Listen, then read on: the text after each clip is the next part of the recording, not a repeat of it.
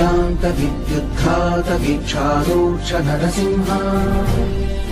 మన దేశంలో అత్యంత ప్రాముఖ్యత కలిగిన గిరిప్రదక్షిణలు అంటే అరుణాచల గిరిప్రదక్షిణ మరియు సింహాచల గిరిప్రదక్షిణ అనేవి చాలా ప్రాముఖ్యమైనవి. ఈ వీడియోను పూర్తిగా చూస్తే గిరిప్రదక్షిణ గురించి పూర్తి వివరాలు తెలుస్తాయి. సింహాచలం అప్పన్న గిరిప్రదక్షిణ ఈ నెల 9-10 తేదీల్లో జరగనుంది. దీనికి సంబంధించిన రూట్ మ్యాప్ ని రిలీజ్ చేశారు. భక్తులు తొలిపావంచ వద్ద కొబ్బరికాయ కొట్టి ప్రదక్షిణ స్టార్ట్ చేస్తారు.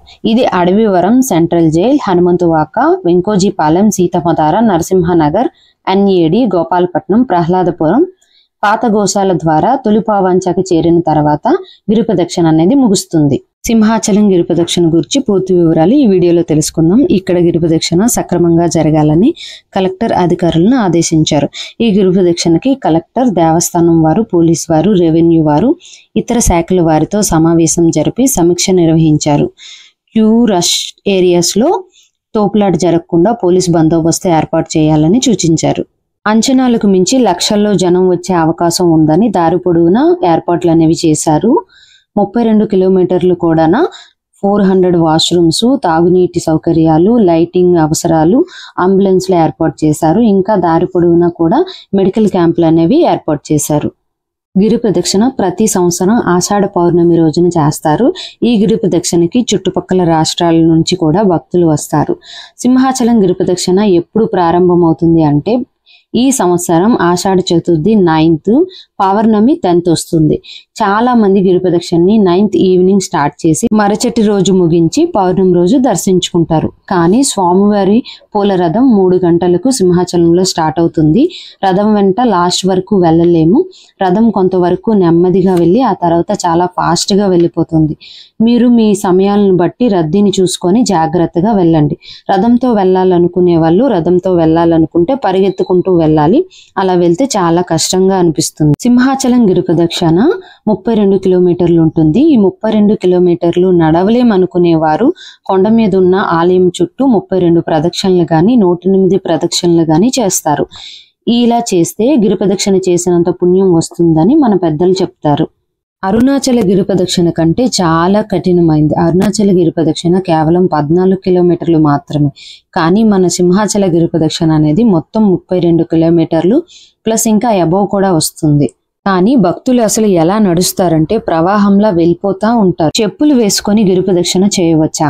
చాలా మంది చెప్పులు లేకుండా గిరి ప్రదక్షిణ చేస్తారు. మీరు చెప్పులు లేకుండా నడవడం అలవాటు ఉంటే చెప్పులు లేకుండానే నడవండి. కొందరు ఆఫీస్కి వెళ్ళాలి అనుకునే వాళ్ళైతే చెప్పులు వేసుకొని వెళ్తేనే బెటర్ అని నాకు అనిపిస్తోంది.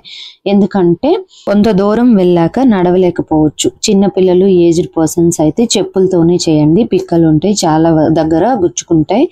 పౌర్ణమి రోజు కొండపైన 11 సార్లు గాని 18 సార్లు గాని 32 సార్లు గాని గుడి చుట్టూ తిరగడం మంచిదని ఎవరికి నచ్చిన విధంగా వాళ్ళు చేస్తూ ఉంటారు. చాలా వరకు సాక్సులు వేసుకోవచ్చా, సాక్సులతో చేయొచ్చా అని అడుగుతా ఉంటారు. సాక్సులతో కూడా చేసుకోవచ్చండి. మనకి ఎలా కంఫర్ట్ అయితే అలా చేసుకోవచ్చు. మనం గిరి ప్రదక్షిణ చేయడం అనేది ఇంపార్టెంట్. ఎలా చేసామనేది కాదు. భక్తితో చేస్తే ఎలా చేసినా పర్లేదండి. దారి మొత్తం కూడా వాటర్ ప్రాబ్లం ఉండదు. వాటర్ ట్యాంక్స్ ఉంటాయి, ఫుడ్ స్టాల్స్ ఉంటాయి, ఫుడ్ కూడా ప్రాబ్లం ఉండదు. మీరు బాటిల్ కూడా క్యారీ చేయాల్సిన అవసరం లేదు. ఎక్కడికక్కడ వాటర్ ట్యాంక్స్ అనేవి ఉంటాయి. ఎక్కడికక్కడ టీలు, కాఫీలు, ఓఆర్ఎస్లు, మనకి ఎనర్జీ డ్రింక్స్ కూడా అందిస్తూ ఉంటారు చేసేటప్పుడు. మనకి గిరి ప్రదక్షిణ విశిష్టత ఏంటంటే అక్షయ తృతీయ రోజు నిజ రూప దర్శనం అయిన తర్వాత ఒక్కో పౌర్ణమికి చందనం స్వామివారికి అద్దుతారు. పొరలు పొరలుగా ఈ చందనాన్ని అనేది అద్దుతారు. మొత్తంగా అద్దగా ఒక లింగ రూపంలో కనిపిస్తుంది. మనకు సంతానం లేని వారు ఈ గిరి ప్రదక్షిణ చేయడం వల్ల సంతానం కలుగుతుందని నమ్ముతారు. పెళ్లి కాని వారి కూడా పెళ్ళవుతుందని నమ్ముతారు. అలాగే స్థానికులు చెప్పిన విషయం ఏంటంటే పౌర్ణమి రోజు చంద్రుని కాంతి గిరిపై ఉన్న ఔషధ గుణాలున్న మొక్కలపై పడి ఉత్తేజం అవుతాయంట. ఆ గాలిని మనం పీల్చితే కొన్ని అరుదైన వ్యాధులు నయమవుతాయని అంటారు. కొందరు ఒక్కసారి చేస్తారు ఈ గిరి ప్రదక్షిణని, కొందరు 3 సార్లు చేస్తారు, కొందరైతే ప్రతి సంవత్సరం కూడా చేస్తారు. గిరి ప్రదక్షిణ చేశాక బాగా అలసిపోతాం కదా, అదే రోజు దర్శనం కాకపోతే వారం రోజుల్లోపు ఎప్పుడైనా దర్శనం చేసుకోవచ్చు అని చెప్తారు. గిరి ప్రదక్షిణ అనేది వారి స్పీడ్ ని బట్టి 5 గంటల నుంచి 15 గంటల సమయం కూడా పడుతుంది.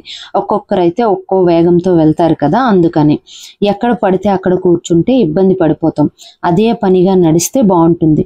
స్లోగా నడవండి, అదే పనిగా నడవండి. నలుగురితో కలిసి వెళ్తే, ఫ్యామిలీతో వెళ్ళినా ఫ్రెండ్స్ తో వెళ్ళినా మాట్లాడుకుంటూ ఇబ్బంది పడకుండా వెళ్ళిపోతాం సరదాగా. అందుకని హ్యాపీగా వెళ్ళి రావచ్చు. సింహం ఆకారంలో ఉన్న సింహగిరి చుట్టూ కాలినడకను ప్రదక్షిణ చేస్తే తాము కోరిన కోరికలు తీరుతాయని అందరి నమ్మకం. కొండను సాక్షాత్తు స్వామిగా భావించి ప్రదక్షిణ చేస్తారు. ఇలా ఒక్కసారి ప్రదక్షిణ చేసి వస్తే భూమిని ఒకసారి ప్రదక్షిణ చేసినంత ఫలితం వస్తుందని అందరూ చెప్తారు. సింహగిరి ప్రదక్షిణం భూప్రదక్షిణంతో సమానం. జన్మ జన్మల పాపాలన్నీ పోయి పుణ్యఫలం వస్తుంది. వచ్చే భక్తులకు ఎలాంటి ఇబ్బందులు లేకుండా జీవీఎంసీ వారు, దేవస్థానం వారు, అలాగే ప్రైవేటు సంస్థల వాళ్ళు, అక్కడ షాప్స్ వారు కూడా వారి సేవలు అనేవి అందిస్తారు. ఇప్పుడు జాగ్రత్తల విషయానికి వస్తే ఎవరి సేఫ్టీ ఫస్ట్ వాళ్ళే చూసుకోవాలి. మనం న్యూస్ లో చూస్తున్నాం కదా, ఎక్కడికక్కడ ఎలాంటి ప్రాబ్లమ్స్ అనేవి వస్తున్నాయో. దయచేసి తొలి పావంచ దగ్గర కానీ, కొబ్బరికాయలు కొట్టే దగ్గర కానీ తెగ తోసేసుకుంటారు. అక్కడ తోసేసుకోకుండా జాగ్రత్తగా కొట్టి రావాలి. ఎక్కడ కొట్టినా, ఎక్కడ స్టార్ట్ చేసినా మళ్ళీ అక్కడే పూర్తి చేస్తాం కాబట్టి అణువణువులో నారాయణుడు ఉంటాడని నమ్మితే ఎక్కడ మనం కొట్టినా సరే మనకు ఫలితం అనేది సేమ్ అలాగే వస్తుంది. ఎక్కువ క్రౌడ్ ఉన్న దగ్గర మనకు మనమే తోసుకుంటే దేవుడు బాధ్యత వహించడు కదా. కొండపైకి వెళ్ళేటప్పుడు, ఫ్రీ బస్సులు వేసేటప్పుడు కానీ, ఎక్కేటప్పుడు కానీ, దిగేటప్పుడు కానీ తోసుకోవడం అనేది చేసుకుంటే మనకి ఇబ్బంది. దారి పొడవునా కూడా మన బాధ్యత మనదే. జాగ్రత్తగా అందరూ వెళ్ళి గిరి ప్రదక్షిణ చేయండి. పక్క వారికి కూడా హెల్ప్ చేయండి అవసరం అనుకుంటే. చాలా ఎక్కువ క్రౌడ్ ఉంటుంది కాబట్టి జాగ్రత్తగా వెళ్ళి ఆ సింహద్రప్పన ఆశీస్సులు అందరూ పొందండి. ఈసారి మునుపటి కంటే ఎక్కువ రద్దీగా ఉండి వేలాది మంది భక్తులు తరలి వచ్చే అవకాశం ఉందని అంచనాలు వేస్తూ లక్షలాది మంది జనం వస్తారు కాబట్టి వాళ్ళకి తగ్గట్టుగా బందోబస్తుని ఏర్పాటు చేశారు. మెట్ల మీద నుంచి గుడికి వెళ్ళాలనుకునే వాళ్ళకి తొలి పావంచ పక్క నుంచి మెట్లు ఉంటాయి. అవి ఒక 1000 దగ్గర ఉంటాయి అన్నమాట. అలా వెళ్ళాలి. ఇంకో ఇంపార్టెంట్ విషయం ఏంటంటే బుధవారం తొందరగా వెళ్ళిపోతే చాలా మంచిది. మనం 3కి స్టార్ట్ అవుతుంది కదా అని చెప్పి 3కి వెళ్తే ఆ జనాల్లో రష్ లో నడుచుకొని వెళ్ళలేమన్నమాట. మనకి 3కి వెళ్ళామంటే ఆటోస్ అనేవి లోపల వరకు వెళ్ళవు. మనకు టెంపుల్ దగ్గర వరకు కూడా దించరు అనమాట. మనం ఈ ఆర్చ్ అయితే ఎక్కడుందో సింహాచలం ఆర్చ్ స్టేషన్ తర్వాత అక్కడ దింపేస్తారు. అక్కడ నుంచి మనం నడుచుకుంటూ వెళ్ళి మళ్ళీ సింహాచలం గుడి దగ్గర నుంచి మళ్ళీ మనం స్టార్ట్ చేయాలి. గిరి ప్రదక్షిణ అనేది కొంచెం కష్టం అవుతుంది కాబట్టి ఎర్లీగా, చాలా మంది అయితే ఎర్లీగానే వెళ్ళిపోతారు తొందరగా. గిరి ప్రదక్షిణకి ముందు ప్రతి ఏటా సింహగిరిపై పాయసాన్ని వెలకబోస్తారు. దీన్ని వరద పాయస ఉత్సవం అంటారు. ప్రతి ఏటా కూడా దీన్ని బాగా చేస్తారు. ప్రజలు సుభిక్షంగా ఉండాలని, వర్షాలు సమృద్ధిగా పడాలని ఈ పాయసాన్ని అయితే పొల్లు బండ మీద నుంచి వెలకబోస్తారు. మేళతాళాలతో మంగళ వాయిద్యాల మధ్య ఈ పాయస వెలకబోత అనేది జరుగుతుంది. దీనికి తగ్గట్టుగానే ఖచ్చితంగా అయితే గిరి ప్రదక్షిణ రోజు వర్షం అనేది అయితే పడుతుంది. ప్రతి సంవత్సరం కూడా పడుతుంది. ఈ గిరి ప్రదక్షిణకి రావాలనుకునే వాళ్ళకి రూట్ ఎలా అంటే, మనకి మెయిన్ స్టేషన్ వైజాగ్ స్టేషన్ లో దిగినా సరే గోపాలపట్నం వెళ్ళి సింహాచలం వెళ్ళొచ్చు. లేదు భువనేశ్వర్ నుంచి, శ్రీకాకుళం నుంచి వచ్చేవారైతే మాత్రం సింహాచలం స్టేషన్ లో దిగితే అక్కడ నుంచి చాలా దగ్గరగానే ఉంటుంది. ఆటో ఎక్కితే అక్కడ దింపేస్తారు.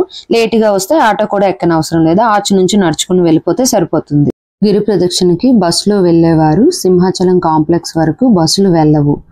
బైక్లను కూడా అలౌ చేయరు. బస్సులు, బైక్లు, కార్లు ఏవైనా సరే సింహాచలం పెట్రోల్ బంక్ తర్వాత పార్క్ చేసి వెళ్ళాలి. అక్కడి నుంచి ఆపేస్తారు. అక్కడి నుంచి తొలి పావంచ వరకు సుమారుగా 2 కిలోమీటర్ల అబౌవ్ ఉంటుంది. ఆ దూరం మనకి నడుచుకునే వెళ్ళాలి. తొలి పావంచ నుండి గిరి ప్రదక్షిణ మొదలవుతుంది. లగేజ్ ఉంటే మాక్సిమం లగేజ్ అవాయిడ్ చేయండి. విశాఖపట్నం నుంచి ఆ రోజు సింహాచలంకి ప్రత్యేక బస్సులు అనేవి వేశారు. ఎవరైనా సరే ఆ బస్సులో ఎక్కి వెళ్ళొచ్చు. సింహాచలం స్పెషల్ అని ఆ బస్సు మీద ఉంటుంది, చూసుకోండి. రెగ్యులర్ గా దర్శనంకి వెళ్లే వారికి తెలుస్తుంది. అయితే చూసుకోండి, మినిమం ఆ రోజు దర్శనంకి 5 to 6 hours టైం అయితే పడుతుంది. అడవివరం నుంచి వచ్చే వాళ్ళకైతే అడవివరంలో ఉండే తోటలో పార్కింగ్ అనేది ఇచ్చారు. అక్కడ వాళ్ళంతా బైక్స్ కానీ, కార్స్ కానీ ఏవైనా పార్క్ చేసుకోవచ్చు.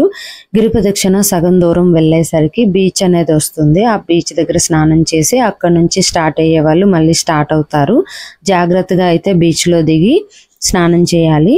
ఈస్ట్ గోదావరి, వెస్ట్ గోదావరి, విజయవాడ నుంచి వచ్చే వాళ్ళైతే దువ్వాడలో అయినా సరే, విశాఖపట్నంలో అయినా సరే దిగితే మనకి స్పెషల్ బస్సులు అనేవి ఉంటాయి. అక్కడ నుంచి మనం సింహాచలం అనేది చేరుకోవచ్చు. చందనోత్సవం రోజు నిజరూప దర్శనం అనేది ఉంటుంది. అది ఒక్కరోజు మాత్రమే ఉంటుంది. నెక్స్ట్ ఇయర్ ఎవరైనా ట్రై చేయాలనుకుంటే నెక్స్ట్ ఇయర్ చందనోత్సవం రోజు వచ్చి దర్శనం చేసుకోవచ్చు. మీకు ఇంకా ఎలాంటి డౌట్స్ ఉన్నా గిరి ప్రదక్షిణ గురించి కానీ, వెళ్ళడానికి రావడానికి ట్రాన్స్పోర్ట్ డీటెయిల్స్ కానీ, ఎలాంటి డౌట్స్ ఉన్నా కానీ కామెంట్స్లో తెలియజేయండి. మేమైతే కామెంట్స్కి రిప్లై ఇస్తాము. మీ అందరిపైన కూడా ఈ సింహాద్రప్పన్న ఆశీస్సులు ఉండాలని, మీ అందరికి కూడా గిరిప్రదక్షిణ చేసేంత శక్తిని ఇవ్వాలని కోరుకుంటూ, మా వీడియోస్ మీకు యూజ్ఫుల్ అనుకుంటే please like, share, subscribe and thank you.